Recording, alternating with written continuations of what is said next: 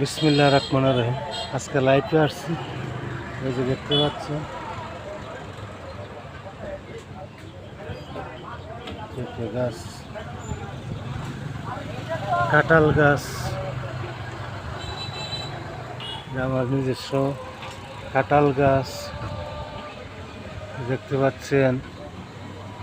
এবছর বন্যার পানি কম হওয়াতে, এই যে বিলে পানি কম হওয়াতে অনেক গাছগাছরা সুন্দর হচ্ছে।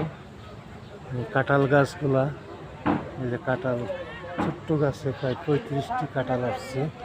কলা গাছ, কৃষক ভাইয়েরা আপনারা সবাই বাড়ির আঙ্গিনায় গাছ লাগান, পরিবেশ বাঁচান।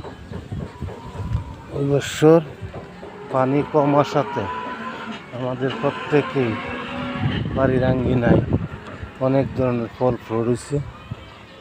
এই যে পানি, এরকম বন্যা আসলে আমাদের কৃষিখাতের জন্য অনেক উপকারিতা আসবে।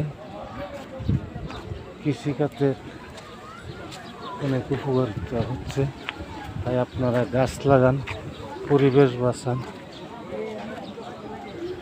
সবাই একটা করে ফলজু এবং বনজু গাছ লাগানো অনুরোধ করা যাচ্ছে।